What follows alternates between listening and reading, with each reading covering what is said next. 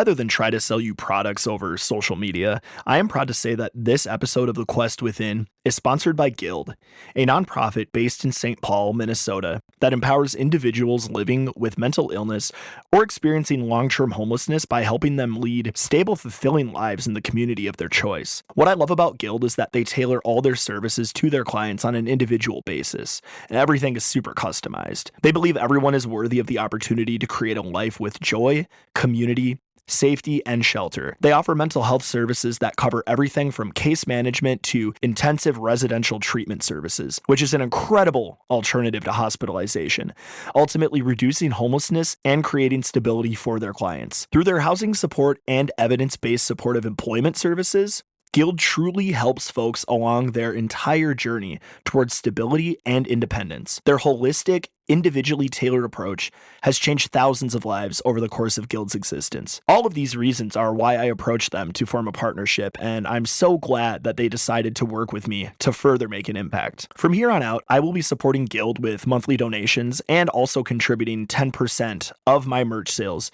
to further support their mission. If you are able, please consider either buying some of my merch or supporting Guild directly so they can continue to make an impact on the world. Please check out www.guildservices.org or visit any of my social media in order to find out more. Thank you again to Guild for not only sponsoring this episode, but for what you do in general. Now, let's get back to it. This is The Quest Within.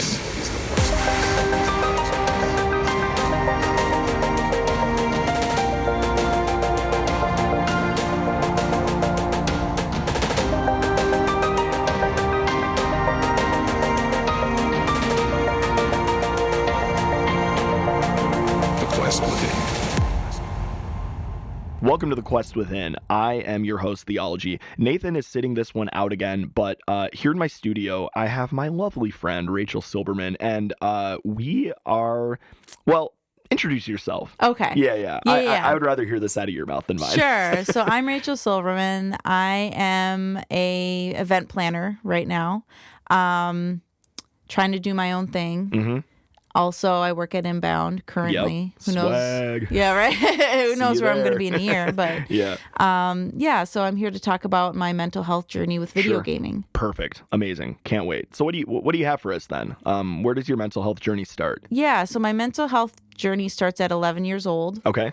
I was diagnosed with bipolar disorder, which not a lot of people know about me because I kind of keep it secret. Sure. Not secret, but I don't really shout it out because I learned at a very young age in the 90s to not say anything to anyone. Yeah.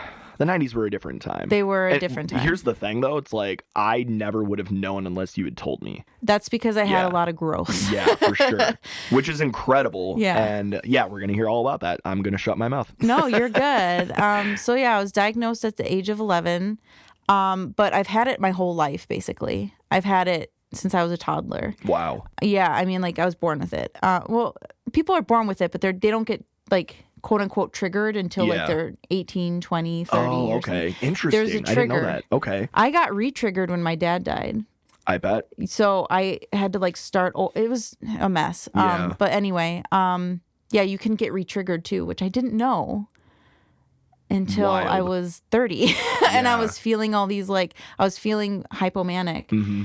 And I remember I was like, why am I feeling so, because when you're hypomanic, you feel, what's the word? There's a word for it. Not mad, but aggressive. Oh, okay. Yeah. So you get aggressive with people for no reason. And I was like, why do I feel this way? And it was because I got re-triggered. It was ridiculous. Got it. But yeah, people get triggered for it can be pregnancy. Okay. It can be drugs. Okay. My cousin was triggered when he took drugs and he has schizophrenia. Okay, sure. My whole family has mental health issues. Wow. On my dad's side. Yeah. Got it. So not your mom's side, hereditary. Though? Not really on my mom's side. Okay, no. got it. It's pretty prominent on my dad's side. All my cousins have something. Depression, schizophrenia, schizoaffective. Yeah. Bipolar. Did I say depression? I think you did, okay, because that's a big one. Yeah. And anxiety. Okay. Just a lot. Wow. Yeah.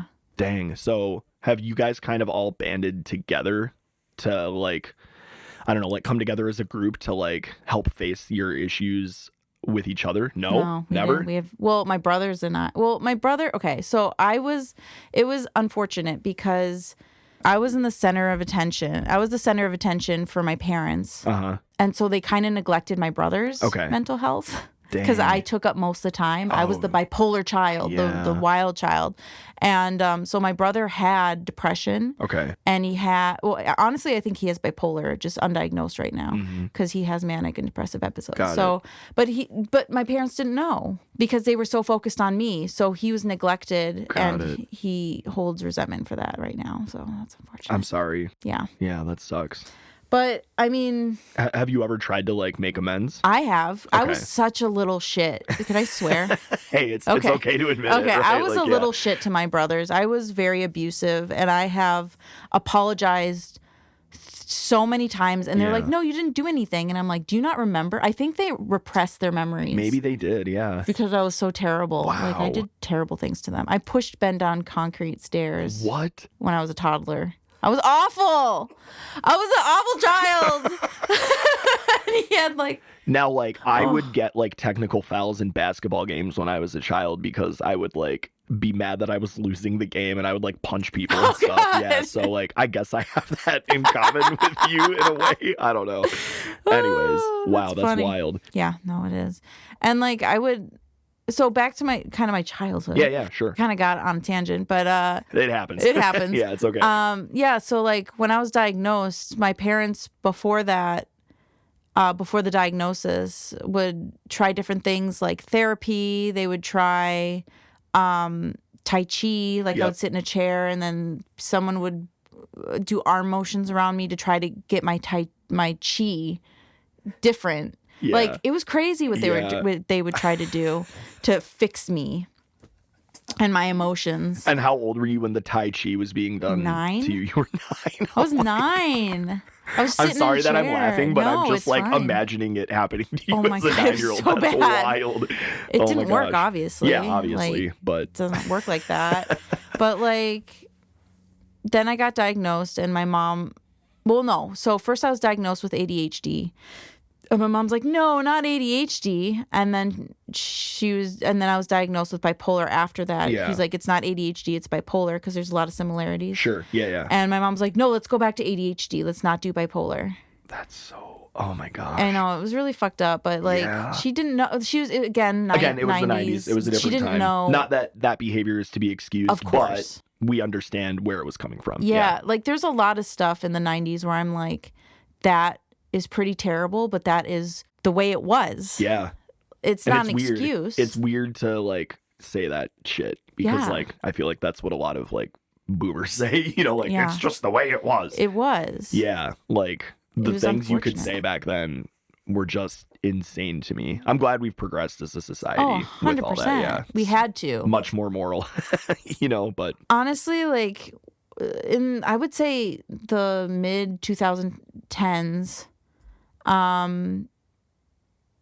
Demi Lovato would speak out about her mental health, and I really appreciated that. Oh my gosh, Demi Lovato. Yeah, she I love that. Really, I was really surprised when she was so open about her mental health and her issues.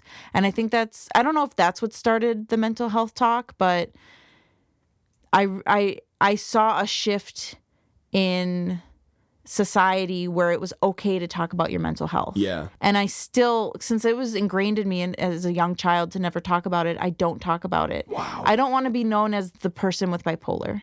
Yeah. Because there's a lot of people who say to me as adults, oh, I have ADHD. Oh, I have ADHD. And it's like, that's great. Yeah. But like, that's not great, but it's okay. Yeah. But don't let it define you. Yeah. I don't go around and go, well, I have bipolar,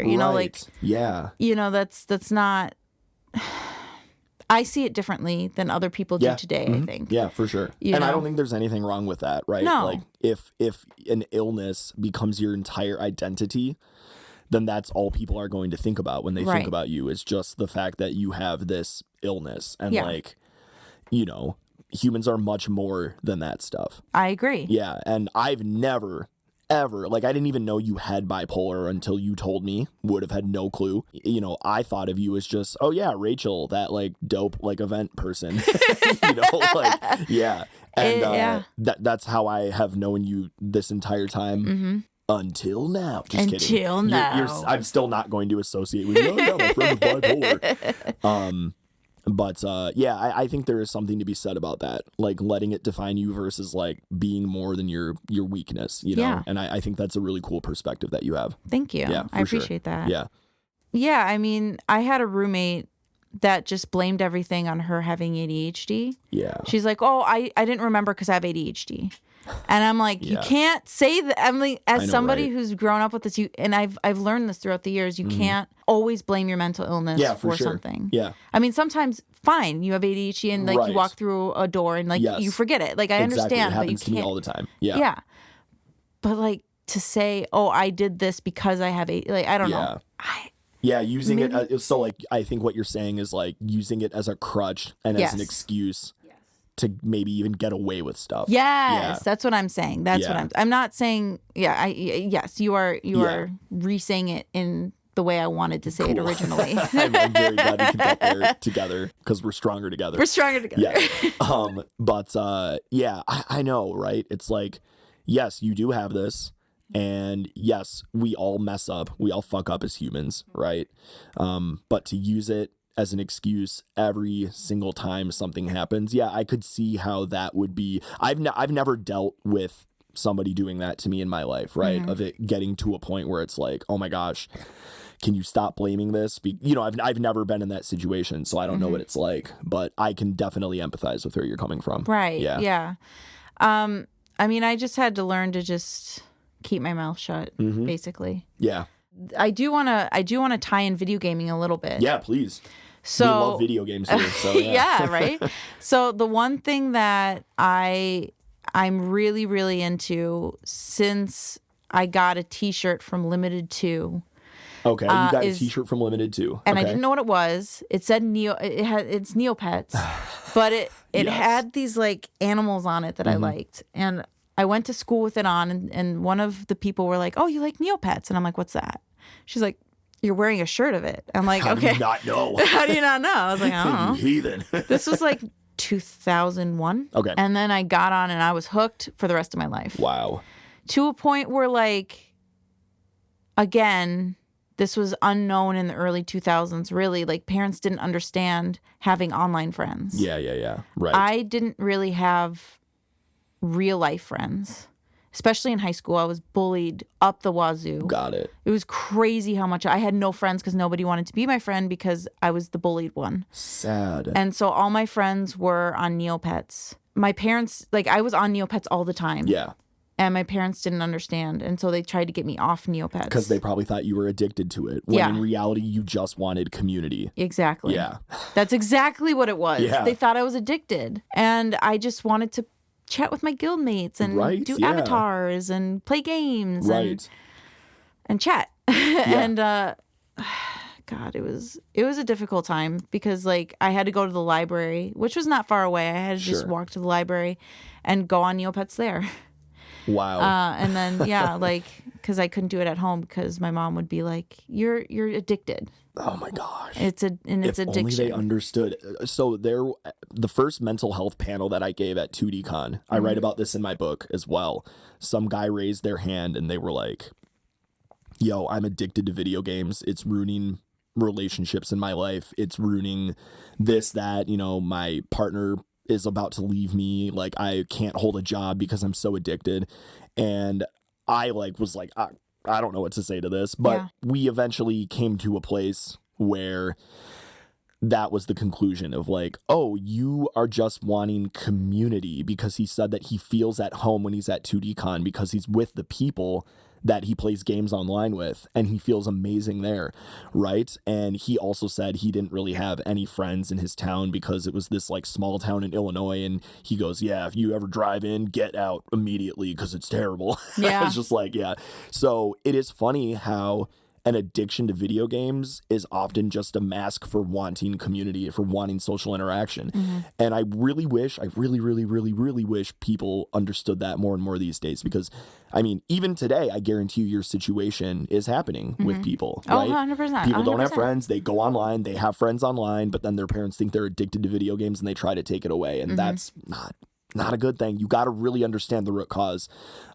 So yeah, the more voices we can get talking about this, I feel like the better. Oh, 100%. Yeah. And like when in adulthood, I told my mom the reasoning why I was so addicted to Neopets, and she understood. Yeah. She didn't, because I didn't even understand at the time. I didn't realize that I didn't really have For sure. real life You're friends. a kid, right? Yeah. I was 14, 15, 16. Yep. So. Yep. Exactly.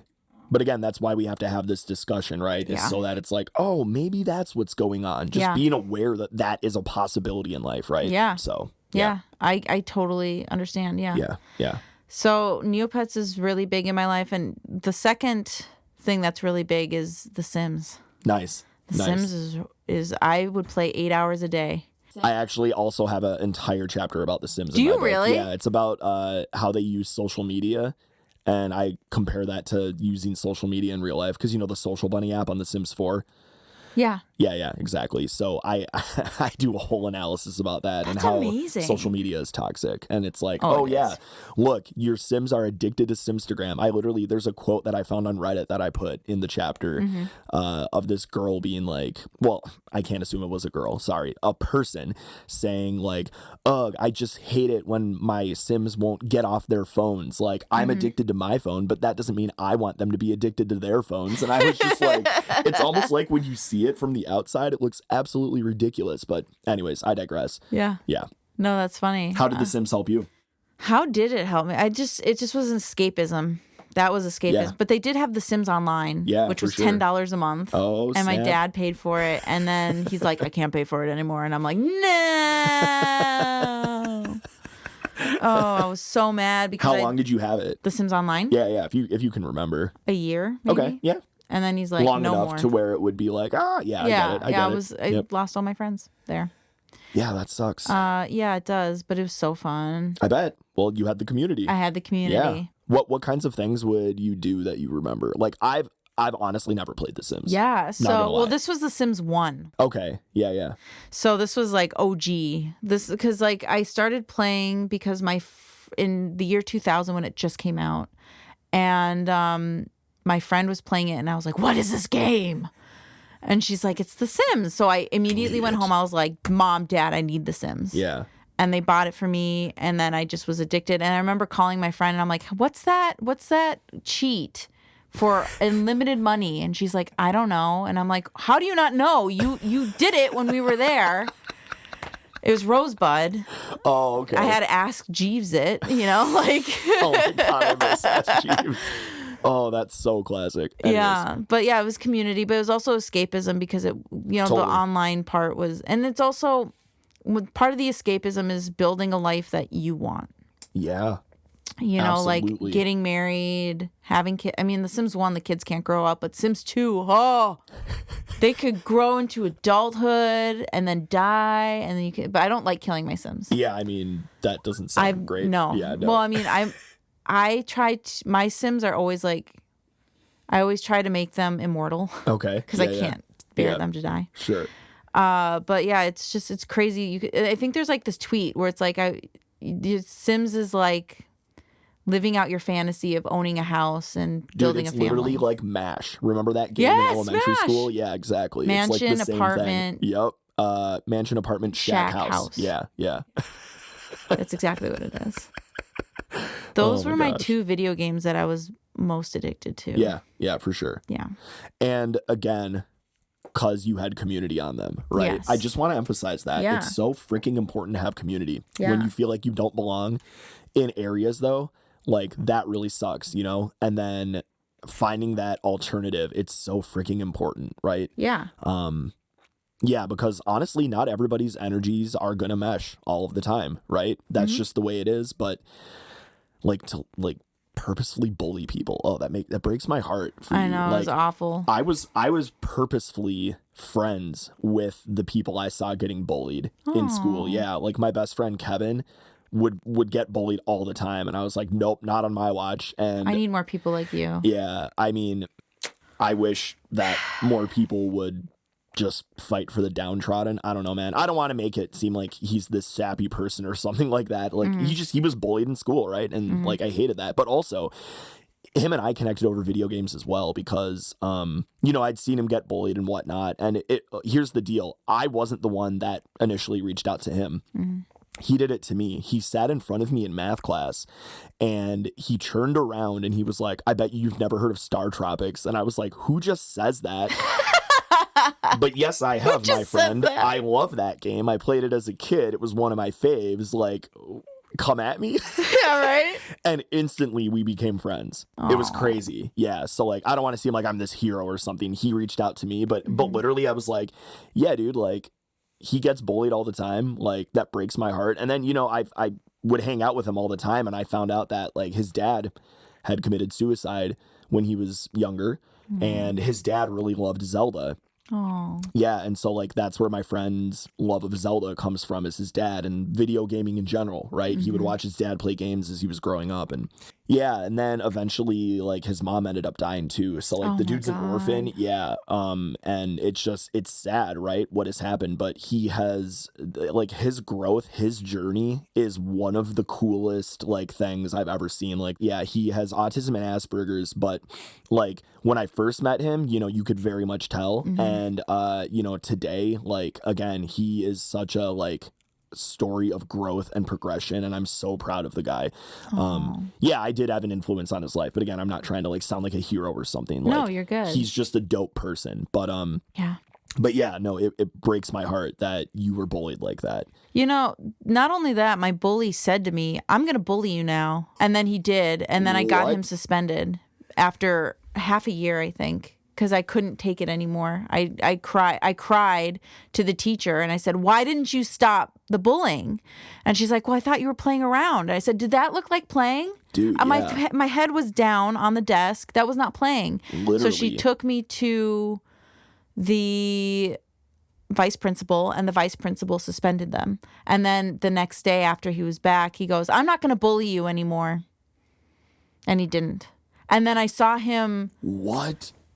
In 2019 or 2018, I was working at Dunn Brothers. I saw him and he goes, did you go to St. Louis Park? And I was like, I knew exactly who he was. And I said, yes, I did. I was so shocked. I should have been, I should have. Yeah. But he's like, how are you? I was like, I'm good. He's like, can I get a hug? And I said, a hug? Ew. I was like, oh.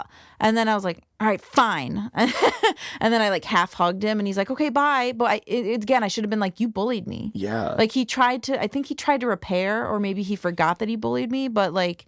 Or that maybe he just was like too afraid to confront it. Yeah. I just was too shocked. I mean, like I would have been, knowing me, if I would have kept my composure, I would have been like, no, you bullied me. But I didn't. Next time. If there is a next time. Yeah, that's but he wild. remembered me. That's crazy. Yeah, healing spaces. Old video games, yeah, they didn't really directly talk about. Some did. Some did, games like Final Fantasy VII and, gosh, I'm trying to think of like the earliest one. Majora's Mask. Holy crap, that game is filled with those topics. But, yeah, you say here that they offered healing spaces regardless. What do you mean by that? So what I mean is that video games didn't say this is a healing space. Right. No, they didn't. No, because they didn't good Lord, they know that they were. Yeah, they were. But they were. Yep. And I think that it's kind of beautiful that, like something that was built to just like have fun ended up being a healing space for so many people. Yep. So many. And like Neopets, for example, like when Adam, the creator, Adam and Donna, the creator of Neopets, created Neopets, they didn't think to themselves, this is going to be a place for a mentally ill girl in Minnesota to find friendships. They didn't think that. No. But that's what happened. That's what happened. Isn't that nuts? Yeah. Yeah. And so these healing spaces are essential to, I think, society as a whole. Yeah. And that's kind of what I meant by that. Yeah, no, I agree. My whole campaign for 2025 with my music is the slogan, video game music heals if we let it. And what I mean by that is video game music is structured typically in loop format, right? And when you're listening to a loop like that, and it's, catchy, it's an earworm, it's good stuff, but it's on a loop like that, and this was in my panel at VGMCon. I had Ji-Soon's wife, actually. She's a music therapist, and she sat in with me in this panel about why video game music is good for your mental health.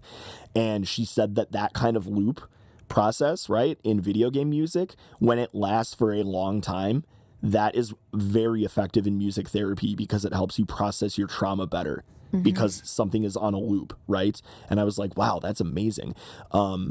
But it's not just that. It's because video game music transports you right back there, right? You're in those moments again where you're playing Neopets, where you're playing The Sims, and the way that can open up our minds and our hearts to vulnerability and human connection is astounding. But we have to let it.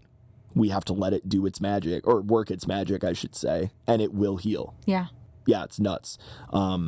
That's beautiful. Right? And I know that, when I'm hearing certain music, it does transport me right back there. And it's incredible. The healing that I've received from being, I guess, in this community locally here in Minneapolis that is into video games and video game music as well. It's wild. I've never been a part of a better community in my entire life. Yeah. Yeah. And you're part of it, which is great. Thank you. Yeah. Yeah, no, everything you said, 100%. Yeah. It was very well articulated too. So thank you. I appreciate that. Yeah. I have nothing to add. I just love that was in your notes though, because oh my goodness, like I love talking about that so much. Yeah. It's, if just more people understood it, I know the world would be a better place. So today, what are some things that you do to, I guess, manage where you're at? Because again, like I said, I would never have known you were bipolar unless you told me. Yeah, thank you for reminding me, because I did want to say I'm not the person I was 10 years ago. Sure. Like my family did not like me. Got it. Like I was very hard to handle. I was very temperamental. I do have autism.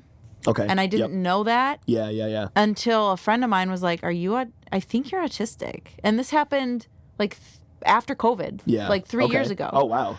And I was like, what? Okay. So I researched it, autism is in adults, and there was like a whole list of things of like, if you do this, if you do that. And I was like, check.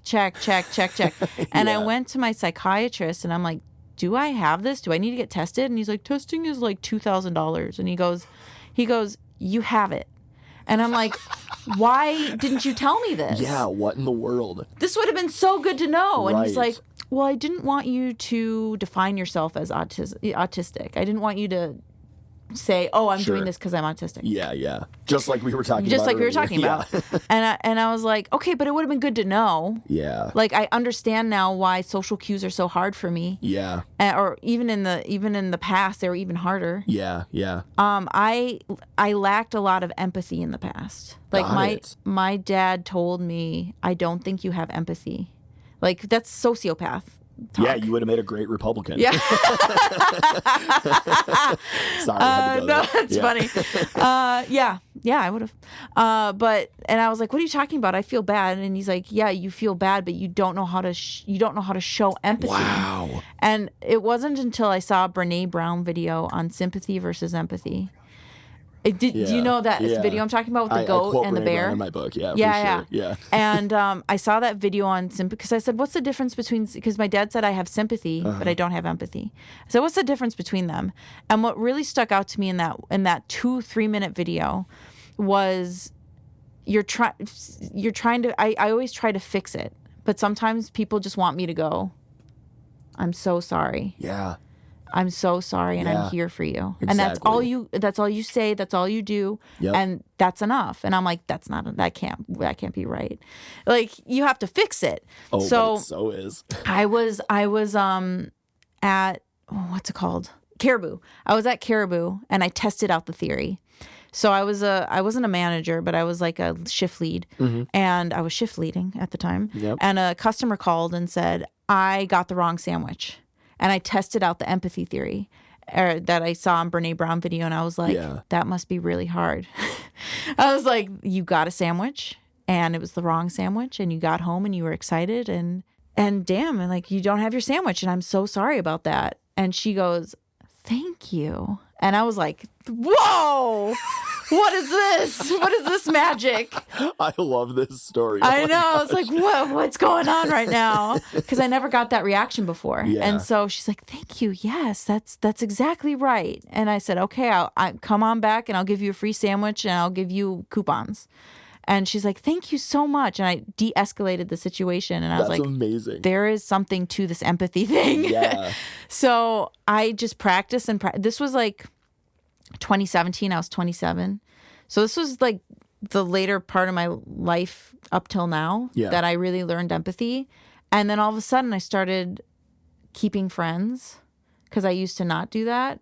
Friends used to like say, I no longer want to be your friend. And now I'm keeping friends, and I'm a type of person that people like talk to, and like, it's crazy the night and day difference. And also, I do believe in karma 100%, because when I was, I say this, but I was a pretty terrible person. Yeah. When I was a terrible person, bad things happened to me all the time.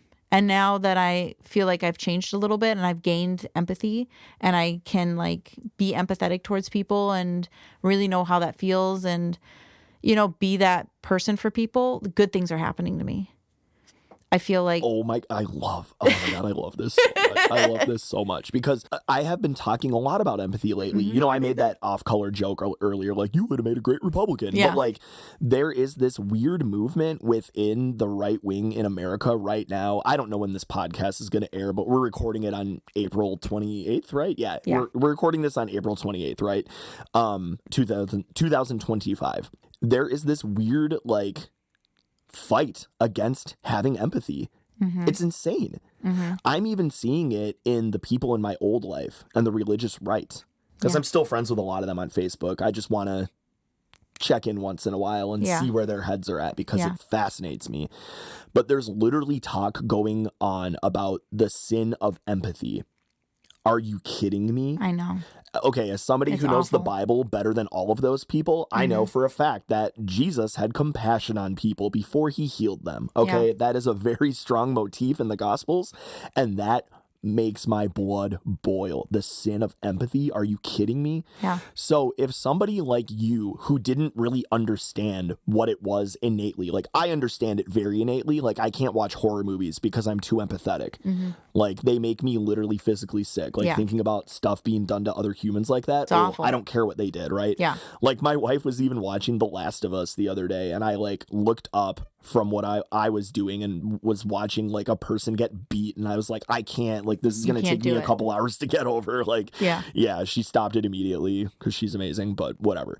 Back to like empathy, right? Just like, if somebody like you back in that day could learn how to use that as like a skill, I guess, basically. Like, I hate saying empathy is a skill, but maybe it is. It is. Because some people, you learned it. Yeah, for some people, like, it is a skill. And you are proof that it can be done. People can change. Yeah. And so if you're open to it. Yeah, literally there's no excuse in that right-wing movement of like, because you can change if you want to. 100%. Yeah. You can. You are I am amazing living proof. evidence of that. Yeah. Thank you. Like, I never would have known any of this unless you had told me, because you're incredible. Like, thank you. Yeah, you are a really cool person, and it took I'm a lot of very work. happy I know you. But yeah, dude.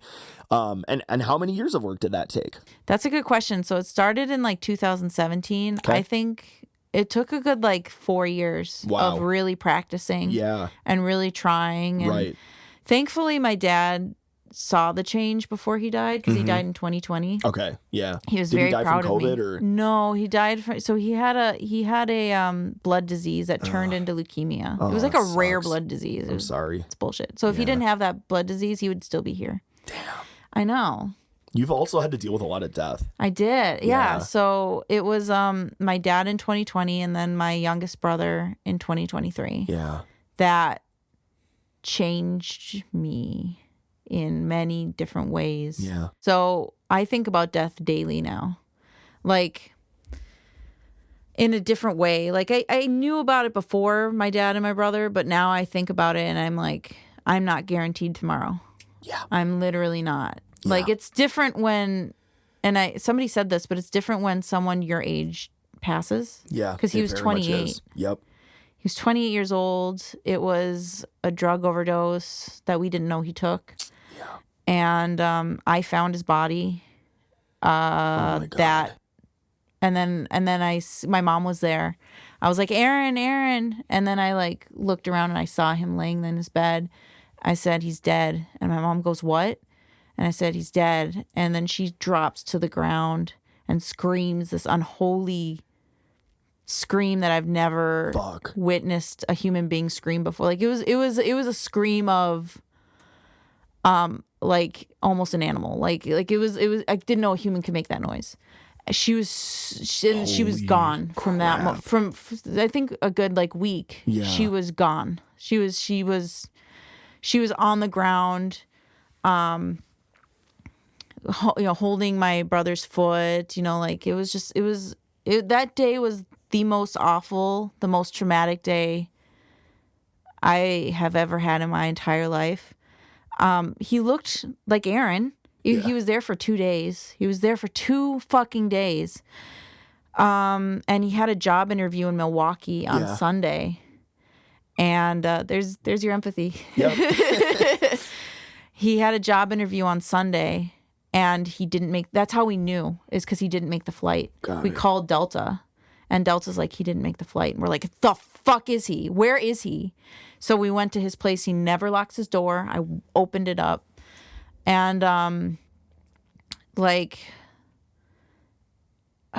he was the owner of Gamebox Systems. So he took Nintendo 64s and, older consoles and, modded them. Oh, cool. Yeah, he was big in the industry. That's people super dope. Still to this day use his software. What? Yeah. Holy crap. So he built that software and he took a Nintendo 64 and he modded it to have an HDMI cable. That's amazing. Yeah, so I have it. I have a friend who has one of those. Yeah. Maybe he did the mod. He probably did. Oh my God, that's probably so cool. did.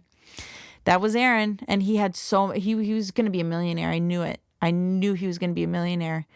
And his friend Toad came in from the East Coast to live with him 3 months before he died.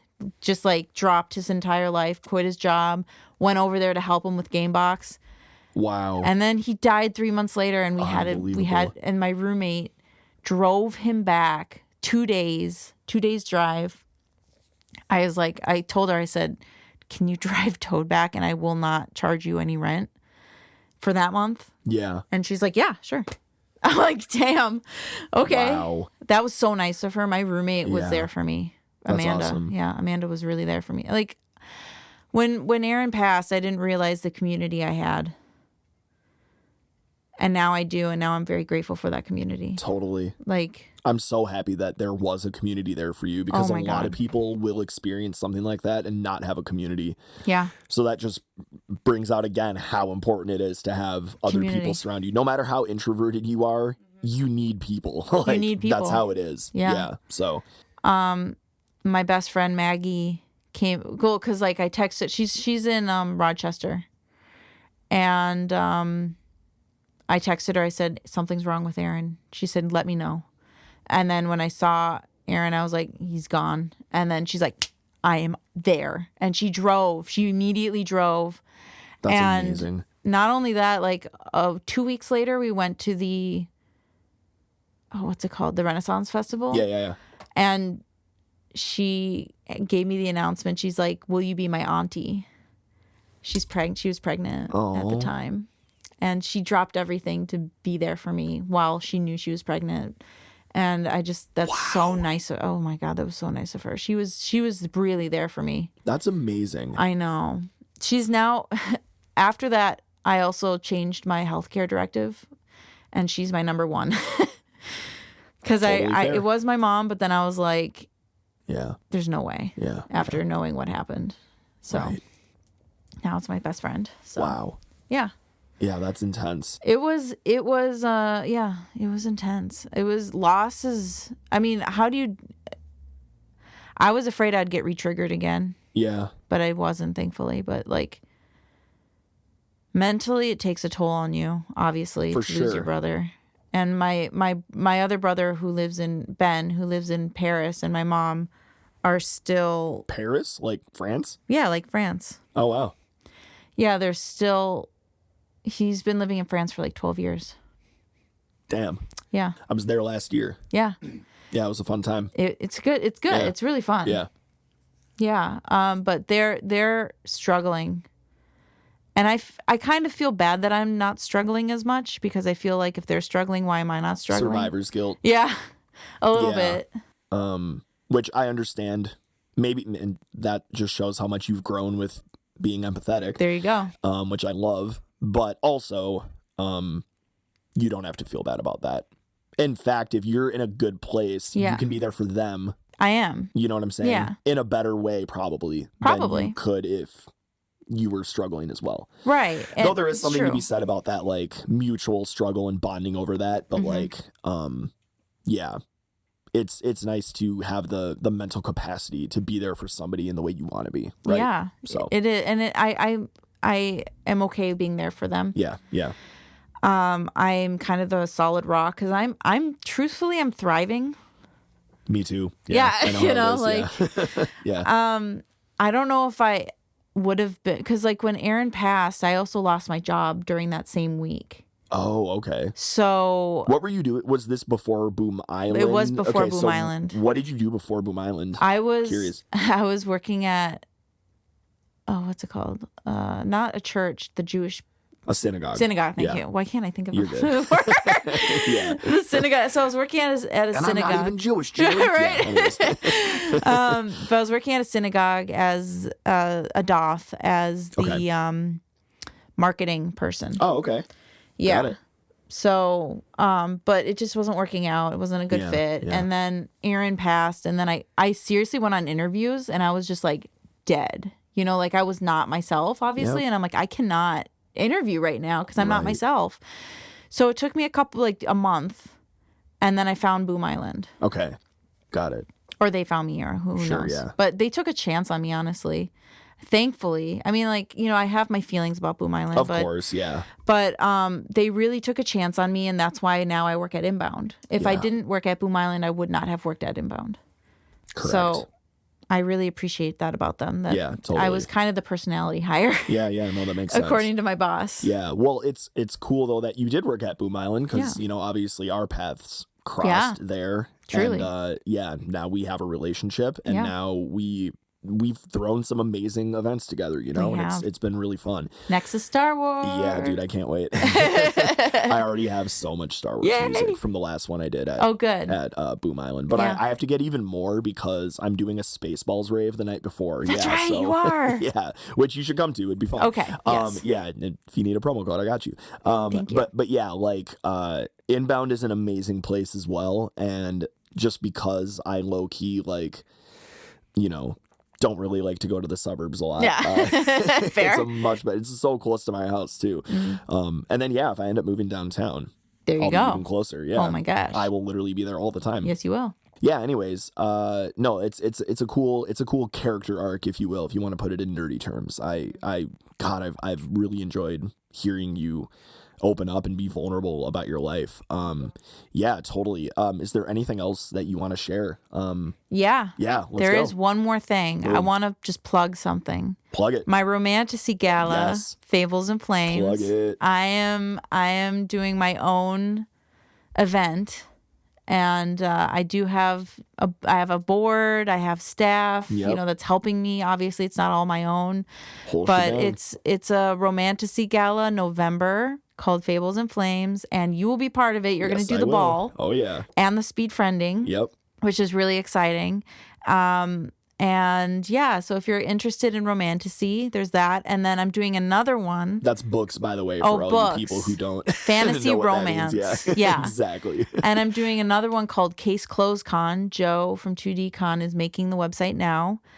And it's a crime mystery thriller book convention. Yes. Cool. Yes. Wow, I didn't even know about this. Yeah, that's brand new. That's dope as hell. I'm trying to get authors now. Holy shit. Yeah, we'll see. That's really, really cool. Oh my gosh. Yeah. Yeah. And books are like all the rage right now. My wife literally reads like a book or two a week. I feel vindicated, honestly, because like I have been reading romantasy before it was called romantasy. Sure. Yeah. Like in 2010. I was like 20. Yep. And I loved it. I loved the vampires. I loved all of it. The werewolves, the fae, and you know, and I was a closed door. Yeah. I mean, when I say closed door, I mean I didn't tell people I read romance that because makes sense. Yeah. It was very like, ooh. Yeah, what are you doing? Yeah. Sex books. Yeah, right. But now it's like, it's smut. Yeah. But now people are like, yeah, I'm reading it. And I'm like, yay, finally I can come out and tell people that I read romance. That's hilarious. I love it. Yeah. You know what, Rachel? I'm going to encourage you just the next time you're into something, just who cares what people think? Just be proud. Fair. Be proud of yourself. I know. Because you're cool. So Thank you. Who cares what people think, right? Like, if people don't like it, you'll find a group of people who do. Exactly. It's all good. And I'm really excited for your con because it's so unique. Yeah, it is. There's a lot to do. There's a ball, there's a tea party, there's a burlesque show, and we're just adding it. So it's going to be a burlesque and drag show. Okay. Hell yeah. Love it. There's going to be a salon where you can get your hair and makeup done, tattoos, adoptable puppies and kitties. What? Yeah. Oh my God, I know, Rachel. a whole room. And then mermaids in the pool. What else? It's at the Crown Plaza, right? No, it's Where not. is it? It's next to IKEA. Oh, okay. Yeah. During that long hallway. Yes, right. Okay, sweet. I don't know why I thought it was at the Crown Plaza for whatever the reason. last thing I'll say is that there is ballroom dancing, tango dancing. Fun. Yeah. Okay. Yeah, like is there lessons. like an instructor you hired Yeah, to do there's that? 2 instructors. So you That's can cool. do some ball. And then there's the last one is like the I was like, I don't Bridgerton. have any tango music. No, so like, yeah. no, that's their own thing. Yeah, anyways. And then they're doing Bridgerton type style dancing too. Yeah. So like that debutante shit. Yeah. Okay. That's super cool. So actually. they're doing that. There's a lot to do. Yeah, that is so unique. There's literally nobody else doing that. No. In Minneapolis or St. Paul. Yeah. There isn't. There's I've never even heard of cons like this out of the state even. I don't think so. Really? No, there's like no book. Well, there's like not yearly. Yeah, sure. Makes sense. There's one in Wisconsin called Romance Con. Okay. But really it's just like authors. There's like 200 authors and they're really big. So is that's it more our of like biggest a company. trade show But vibe? that's the thing. Yeah, it's not really a convention. It's Right. like authors and that's it. Yes. Yeah. Whereas this is like more of an immersive experience. Exactly. And God, that sounds all the shit. I'm Sounds so fun. excited that you're part of it, honestly. Yeah, I'm really excited Thank to be part of it too as well. Well, now I'm even more excited hearing all this stuff because I didn't really know. You know? And Joe's going to be there too. He's going to do like Can't wait. I asked him to do Joe from 2D Con. Yes. I asked him to do romance board games. Oh, cool. That's incredible. Oh my gosh, I can't wait. It's going to be so fun. That's wonderful. Yes. Well, Rachel, this was great. Yes. This is like the perfect amount of time we could end here. If you want to keep talking though, I'm game. Like, No, I think we're good. This is a Excellent. good amount of talking. yeah, no, I loved everything about this. Thank I hope you. that you guys as well listening got something out of it. Maybe we can reassess what we talked about. Like, find community. Mm-hmm. It's super important. People can change. People can change. I asked you how long it took, how many years of work, because Mm-hmm. I wanted to stress the point of like, hey, it might even take 4 years of work. Yeah. But you can become something that you're very proud of at the end of the day. Yeah. And then empathy. Have it. Yeah. It's so important. If you don't have it, watch the Brene Brown video. Yeah. I should probably put a link to that in the Yes, description. please do, because of the it's YouTube such video. a good video. Yeah, for sure. I Empathy just is watch it huge. once a year. Yeah, just and our to remind society myself. is really lacking that right now Yeah. in certain circles. So guys, I'm telling you, you're always going to be happier with yourself if you are more empathetic rather than being selfish. Yeah, I think that's good. Rachel, thank you so much for being here. Thank you for having me. This has been The Quest Within with your host, Theology, and we're out. This is The Quest Within.